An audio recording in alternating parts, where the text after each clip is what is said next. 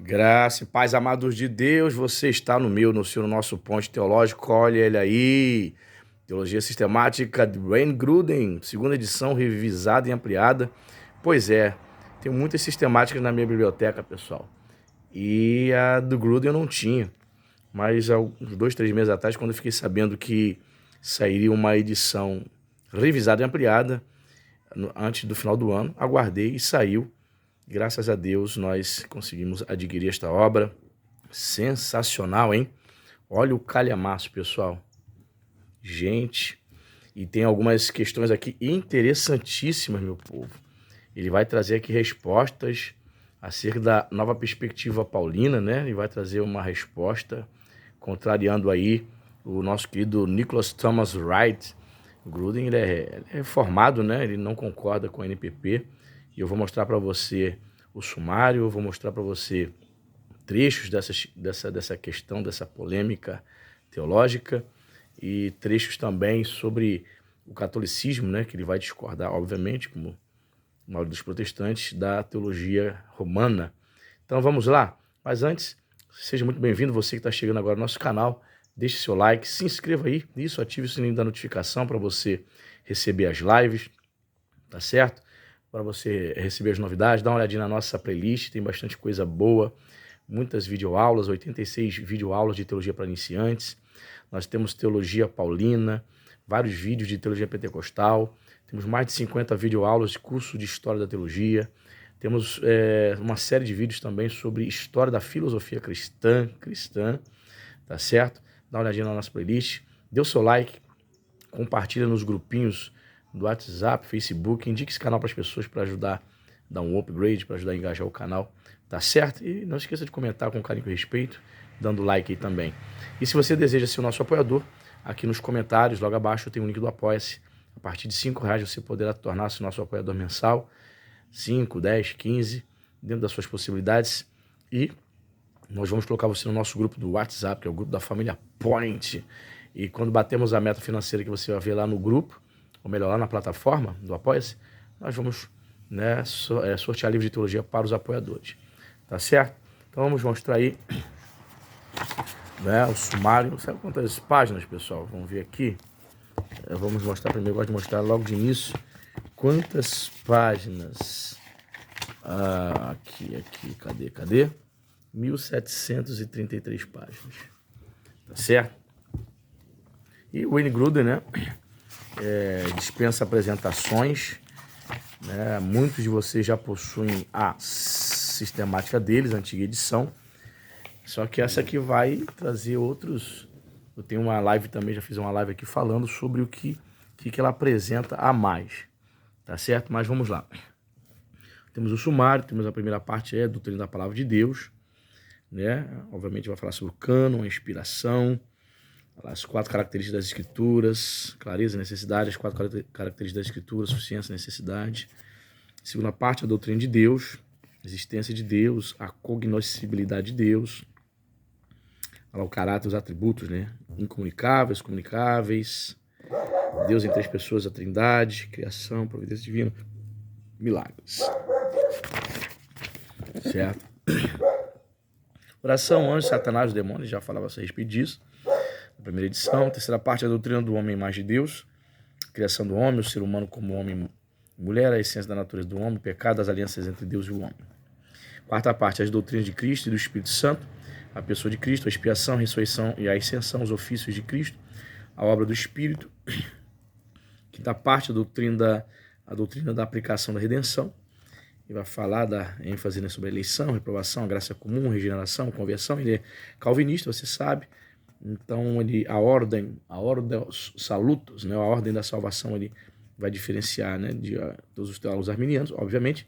Falar sobre conversão, justificação, adoção, batismo e plenitude do Espírito, a perseverança dos santos, a morte e o estado intermediário, a glorificação, a união com Cristo. A sexta parte, a doutrina da igreja, né, eclesiologia. Então, o que ele vai falar, por isso, unidade da igreja, nota adicional aqui, ó. Isso aqui ele acrescentou. Diferenças doutrinárias importantes entre protestantes e católicos romanos. Esse trecho não tinha na primeira edição. Poder da igreja, governo da igreja, os meios de graça na igreja, batismo, aceito do Senhor, adoração, os dons do Espírito Santo, perguntas gerais, os dons do Espírito Santo, dons específicos. Sétima parte, a doutrina do futuro, ou seja, escatologia, a volta de Cristo, quando e como, o milênio, o juízo final, o castigo eterno, o novo céu e a nova terra. E coloca com um apêndice interessante no final, algo que eu não vejo nas sistemáticas aí, são as confissões de fé históricas, né? O credo, niceno, apostólico, calcedoniano, atanasiano, os 39 artigos, confissão de Westminster, confissão batista de New Hampshire, mensagem, fé batista, declaração de Chicago sobre a inerrância da Bíblia. Vou mostrar também para vocês trechos desse glossário aqui. Índice de assuntos, índice de autores. Tem uma bibliografia interessante comentada de teologias sistemáticas evangélicas, publicadas em português e as que existem só em inglês. Então vou mostrar um trecho aqui, separei, que é a parte da polêmica que eles discordam entre Wright. Na página 985, aqui um desafio à concepção tradicional, à nova perspectiva de Paulo. Um entendimento muito diferente da justificação tem sido promovido por defensores de uma posição amplamente conhecida como a nova perspectiva de Paulo. A primeira obra acadêmica significativa a defender esse ponto de vista foi o livro de Paul and Palestine, Judaism, publicado em 77 pelo professor do Novo Testamento, Paul Sanders, né? Que na época lecionava na McMaster University em Hamilton, Ontário, Canadá, mais tarde na University of Oxford e Duke University. Outro defensor influente dessa posição foi o professor Jim Down, né, que morreu agora em 2020, da University de Durham, em seu livro The New Perspective on Paul. Eu tenho essa obra, né? É uma obra interessante, uma leitura pesada, né?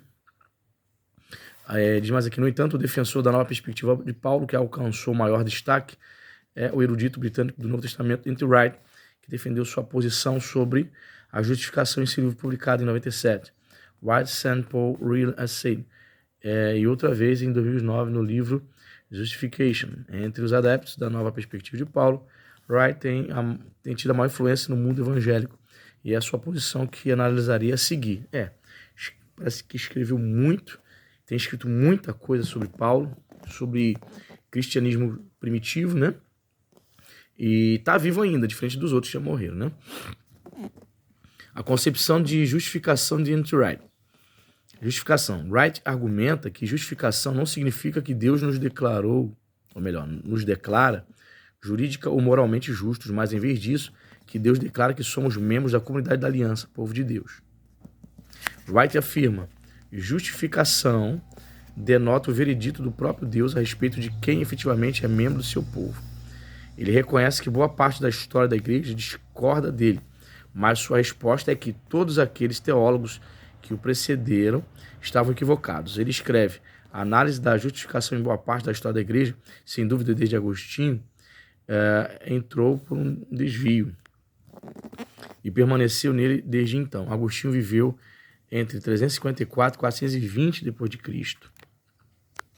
A base da justificação, olha. Ele afirma que haverá uma justificação futura no último dia e que o veredito do último dia realmente refletirá o que as pessoas efetivamente fizeram. Essa justificação futura será realizada com base na vida toda. Em outro lugar, ele escreve: Paulo já falou em Romanos 2 acerca da justificação final do povo de Deus, com base em toda a sua vida. Isso ocorrerá no fim, quando Deus julgar os segredos do coração de todas as pessoas por meio do Messias.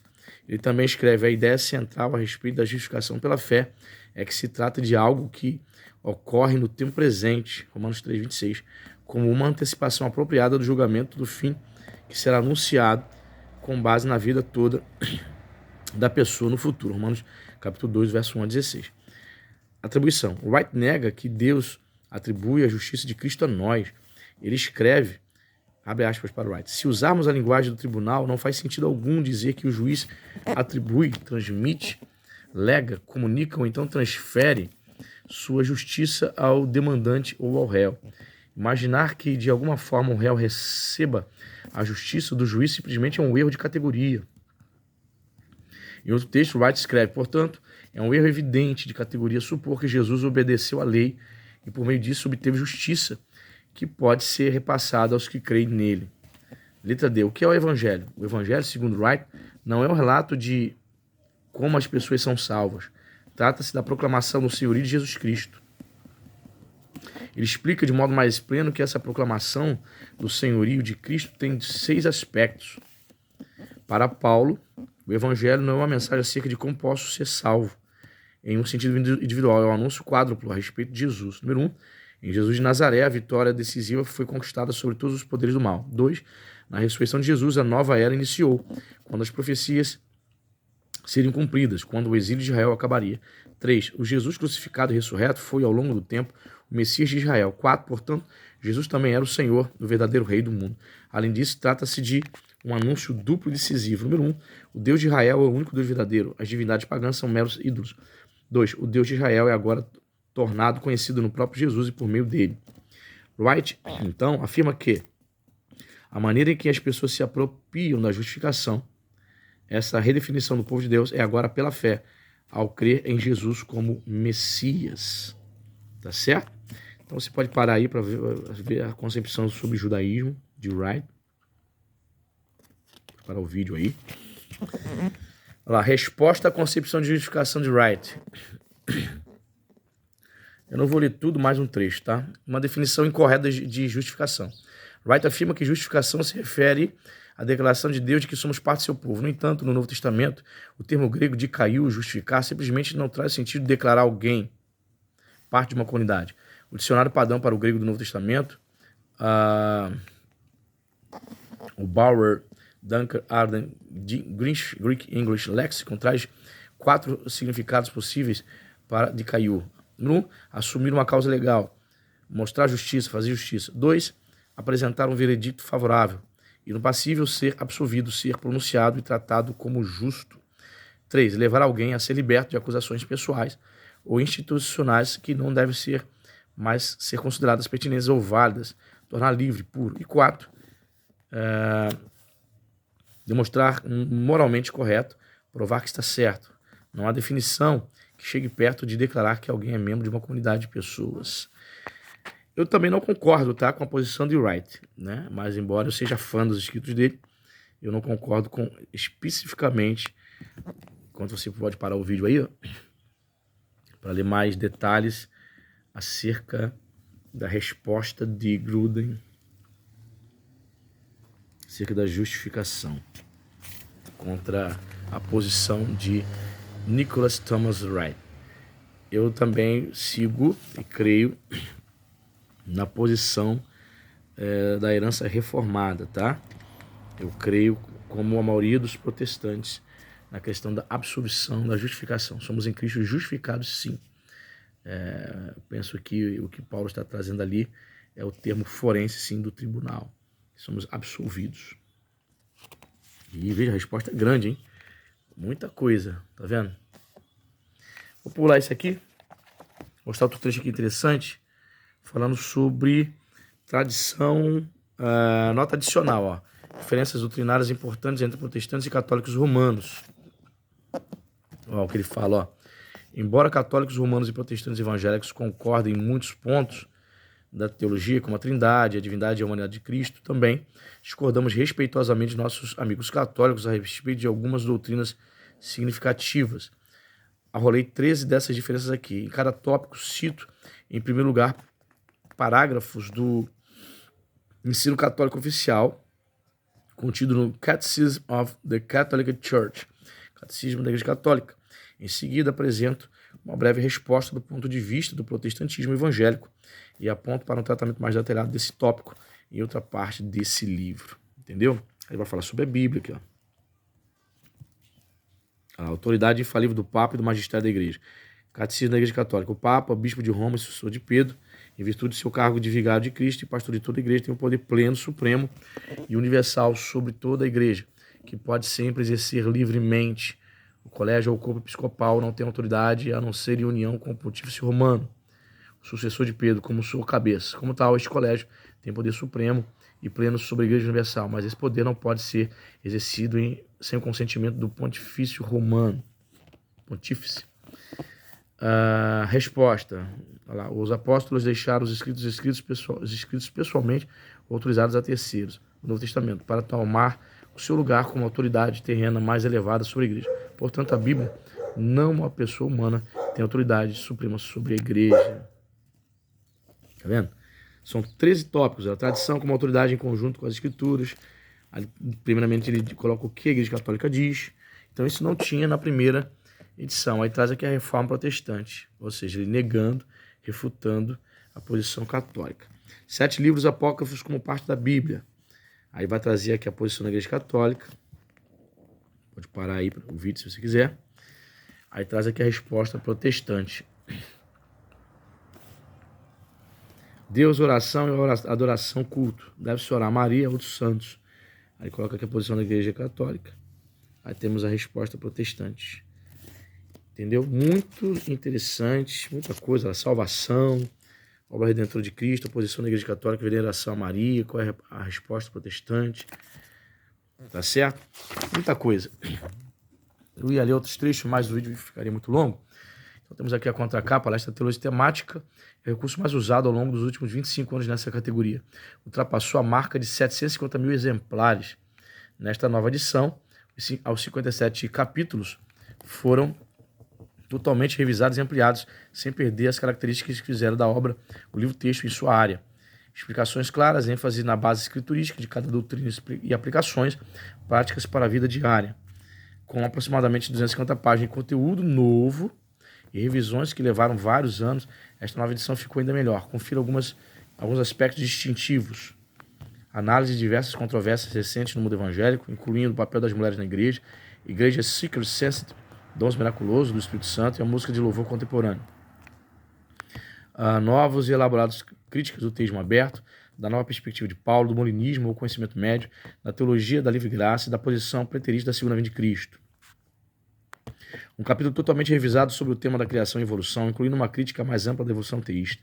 Material adicional com explicações respeitosas sobre as diferenças entre o protestantismo e o catolicismo romano. Um louvor contemporâneo acrescentado ao final de cada capítulo, mantendo também os hinos tradicionais. Nova análise da questão da impassibilidade de Deus e análise extensa da submissão eterna do Filho ao Pai, levando em consideração as controvérsias dos últimos anos. Se você acha que a teologia é difícil de entender, então esta nova edição do best-seller de Wayne Grudem para você mudar de opinião. Wayne Grudem, PhD no Novo Testamento na University of Cambridge e doutor em teologia de Westminster Theological Seminar. É professor pesquisador de teologia e estudos bíblicos no Phoenix Seminar, no Arizona, Estados Unidos. Tá aí. Louvado seja o Cordeiro de Deus, né? Que nos permite aí adquirir essa obra. E é meu desejo, certamente, que você também possa estar quebrando seu cofrinho, né, ou comprando aí parceladamente, pagando devagarinho, mas de fato fazendo esse investimento no seu ministério, na sua vida espiritual, tá certo? Deus abençoe, até a próxima. Diz se está no teu radar, diz se você já tem, diz se você está gostando, se você que já comprou, tá certo? Deus abençoe, até a próxima.